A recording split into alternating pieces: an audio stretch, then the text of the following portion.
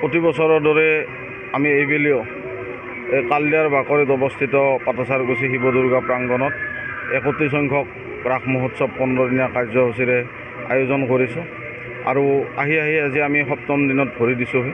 পাটাচাৰকুছি আঞ্চলিক ৰাস মহোৎসৱে যি এই শ্ৰীকৃষ্ণ সংস্কৃতিত যি আধ্যাত্মিকতা, সেই আধ্যাত্মিকতাক গুৰুত্ব দি আমি কামখিনি কৰি আহিছোঁ।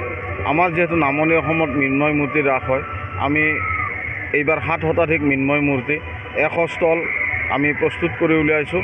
আৰু যিহেতু আমাৰ এই প্ৰকৃতিৰ দান কালদিয়া নৈ আৰু এই নৈ পাৰৰ যি পৰিৱেশ, বৃন্দাবন সদৃশ পৰিৱেশ, শ্ৰীকৃষ্ণই যিদৰে যমুনাৰ তীৰত ৰাসলীলা কৰিছিল, আমিও এই কালদিয়াৰ পাৰৰ শিৱ দুৰ্গা ধামত আমি এই যি বৃন্দাবন সদৃশ পৰিৱেশ গঢ় দিবলৈ চেষ্টা কৰিছোঁ। কিমান দূৰ সফল হৈছোঁ হয়তো দৰ্শকৰ দ্বাৰা বিবেচনা কৰিব। আৰু আজি আমাৰ সপ্তম দিনত সাংস্কৃতিক অনুষ্ঠান আছে। অসমৰ জনপ্ৰিয় কণ্ঠশিল্পী সদানন্দ গগৈ, মৌচুমী চহৰীয়া আৰু সংগীতা কাকতি। আমি প্ৰতিদিনে বিভিন্ন প্ৰতিযোগিতা, ৰাধাকৃষ্ণ, ভেকশ্যন, কুইজ, চিত্ৰাংকন, বিয়ানাম, দিহানাম, আজিও আছিল আমাৰ বিয়ানাম প্ৰতিযোগিতা। প্ৰায় 11টাকৈ প্ৰতিযোগিতা আমি ৰাখিছোঁ।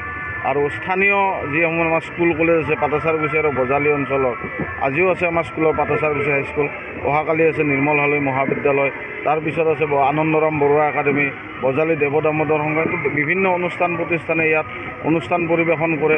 লগতে আমাৰ যি অসম চৰকাৰৰ অসম গ্ৰামীণ জীৱিকা অভিকৰণৰ দ্বাৰা আমাক 10টা ষ্টলৰ ব্যৱস্থা কৰিছে। বজালী অঞ্চলৰ পাটাচাৰকুছি আৰু ভৱানীপুৰ সমষ্টিৰ মহিলা আত্মসহায়ক গোটসকলে এই 10টা ষ্টলৰ জৰিয়তে তেখেতসকলৰ উৎপাদিত সামগ্ৰী ৰাইজৰ মাজত বিক্ৰী কৰিছে।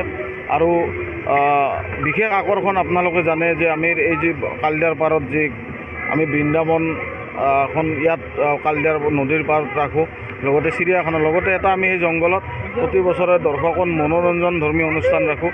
এই অনুষ্ঠানটো এইবাৰ কলকাতাৰ ভূত বাংলো, পৰিতোষ মণ্ডল আৰু অনিল বৰ্মনৰ নেতৃত্বত তেখেতসকলে দৰ্শকক আমোদ দিছে। ইতিমধ্যে বিভিন্ন অসমৰ প্ৰান্তত দৰ্শকসকলে আমাৰ আগত সেই মত পোষণ কৰিছে। আৰু আমি এখন যাতে প্ৰত্যেকেই যি গাঁৱৰ পৰিৱেশত আগতে বাস কৰিছিলোঁ, আজিকালি সেই বাসৰ ঘেৰৰ ঠাই আমাৰ সকলোৰে পকী ঘৰ হ'ল। গতিকে সেই আমাৰ পুৰণা যিটো অনুভূতি, সেইটো যাতে প্ৰত্যেকে আমি এই ৰাসস্থলীত ল'ব পাৰোঁ, সেইটোও আমি ব্যৱস্থা কৰিছোঁ। সেই 80-90 দশকৰ গাঁৱৰ পৰিৱেশ এটা আমি এই ৰাসস্থলীত দিবলৈ চেষ্টা কৰিছোঁ। আৰু কালদিয়া নৈখন আমি আটক ধুনীয়াকৈ যাতে বিভিন্ন প্ৰান্তৰ ৰাইজে আহি এই যে কৃষ্ণ ৰসৰ আধ্যাত্মিকতাত বিলীন হৈ ইয়াত সময়খিনি অতিবাহিত কৰিব পাৰে, সেই ব্যৱস্থাটো কৰিছোঁ। আৰু আপোনালোকৰ জৰিয়তে আপোনালোকৰ প্ৰতিটো চেনেলৰ সমূহ বিষয়ববীয়া কৰ্মীবৃন্দক আমি ধন্যবাদ জনাইছোঁ। আপোনালোকে আৰম্ভণিৰ পৰাই আমাৰ এইখিনি প্ৰচাৰ কৰি আছে। লগতে আপোনালোকৰ জৰিয়তে সমগ্ৰ অসমবাসী ৰাইজক আমি পাটাচাৰকুছি ৰাস মহোৎসৱ চাবলৈ আমন্ত্ৰণ জনাইছোঁ। আমাৰ অহা 29 তাৰিখলৈকে এই ৰাস মহোৎসৱ অনুষ্ঠিত হ'ব। যিকোনো খবৰৰ বাবে যোগাযোগ কৰক 7099017330 অথবা 7099017990 নম্বৰত।